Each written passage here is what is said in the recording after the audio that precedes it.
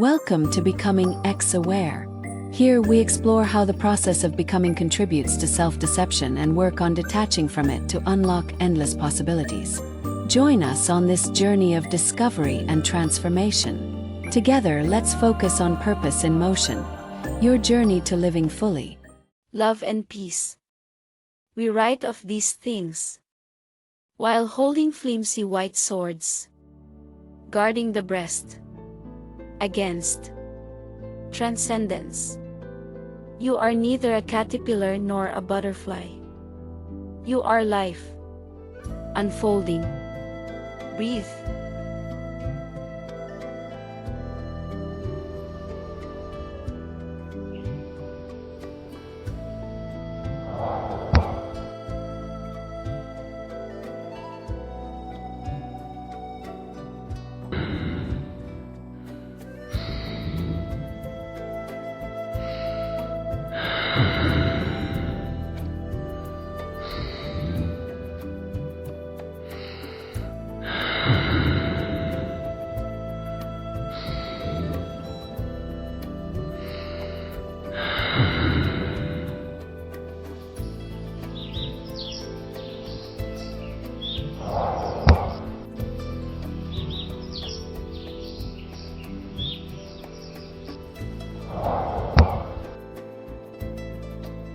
Welcome to today's episode, where we take on the journey to living fully.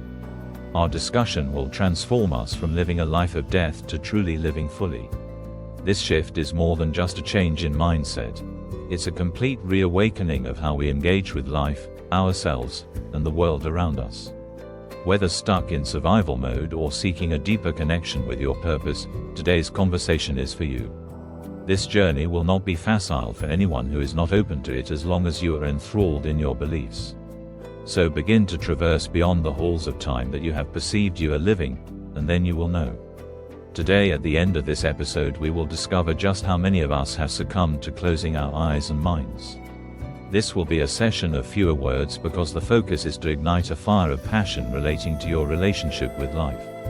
We often use the term living a life of death, but let's call it living in survival mode to soften it up. Today's objective is to attempt to massage this state of mind into relaxation. Living in survival mode can feel like emotional numbness. You're physically alive, sure, but something vital is missing. Have you ever gone through your daily routine and felt like you were on autopilot, just checking off boxes? That's what we're talking about. There's no excitement, no sense of being fully present. Survival mode often appears as fear-based living. Every action you take seems driven by avoiding something, failure, rejection, not being good enough.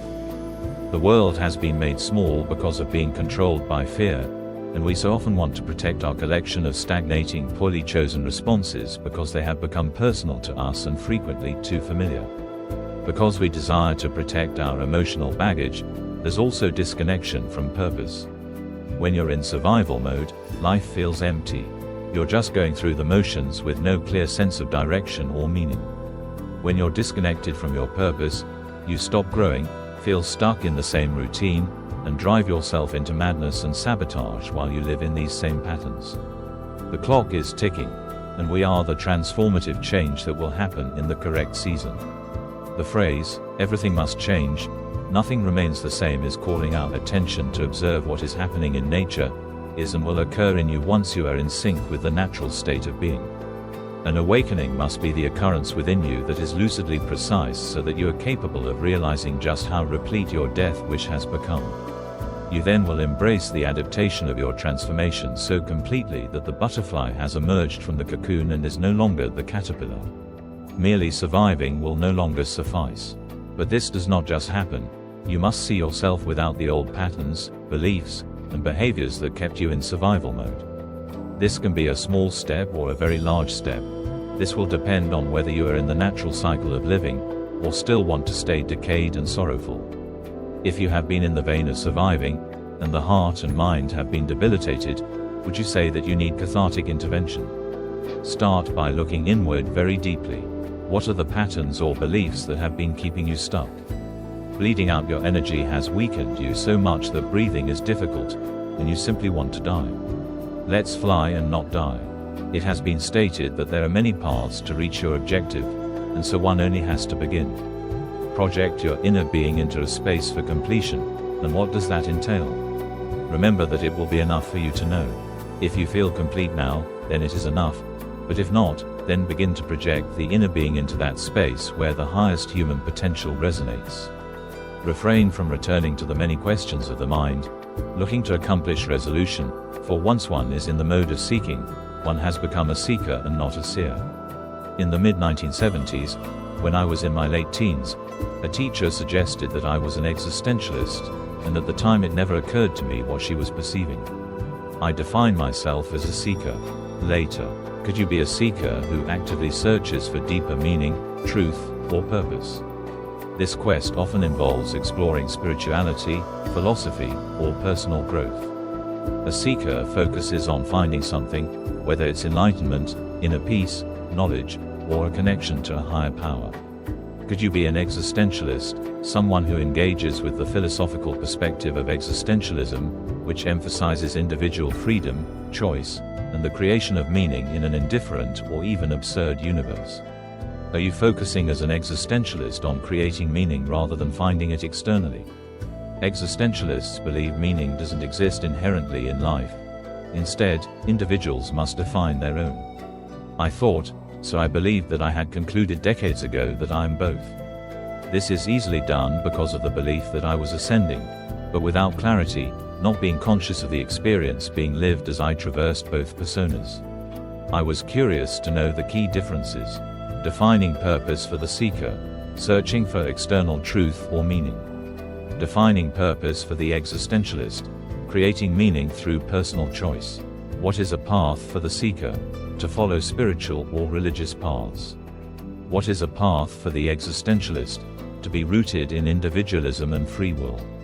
To have a philosophical view for the seeker, optimistic about finding answers.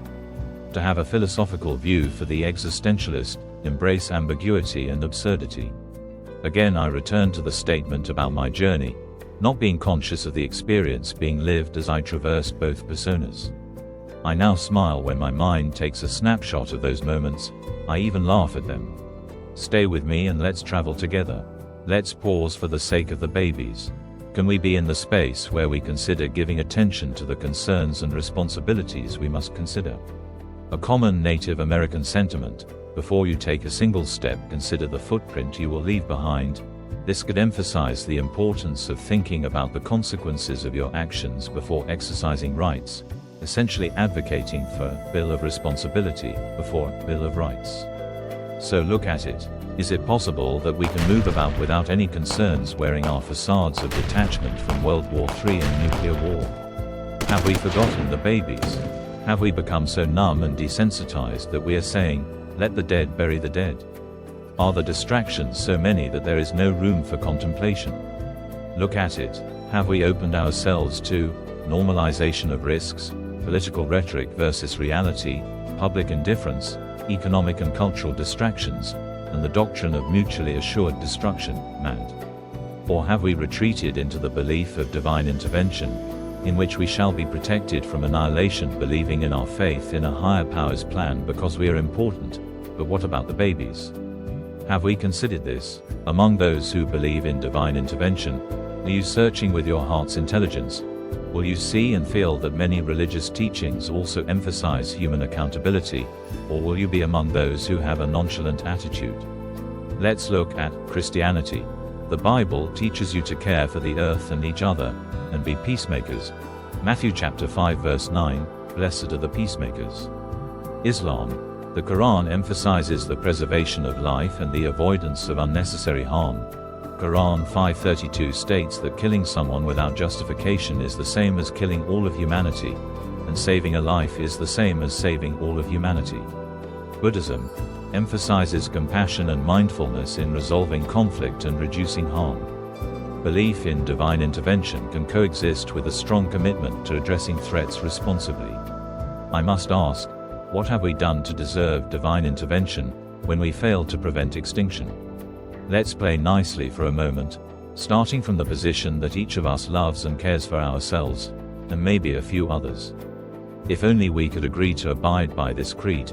Love your neighbor as you love yourself. In this scenario, each household loves and cares for its neighbor, and that neighbor does the same, and so on. If this is how we live our lives, is there a need to have the political system offer false promises to you, and what need is there for demagogues? I will give you another scenario. The outcome of the 2024 election and the ideological divides will likely create lasting political and cultural ripples.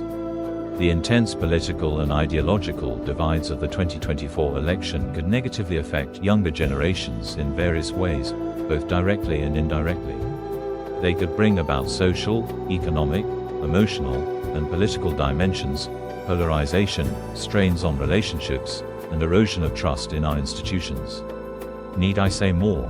If these challenges aren't addressed, younger generations may carry the burden of today's divisions well into adulthood, affecting their well-being, relationships, and ability to influence a more equitable future.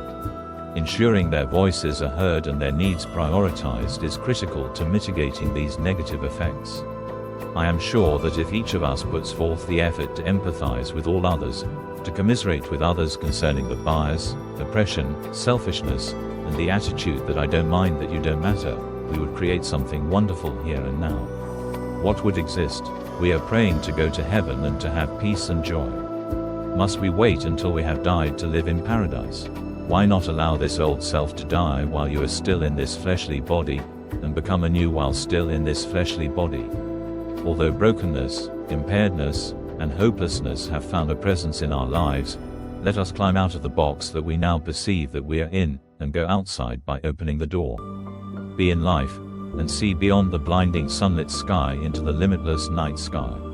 Let's live life here on this earth now. If our time together has inspired you to turn away from personas and move toward true discovery, we'd love for you to subscribe, comment, and share. Let's embrace life fully right here, right now.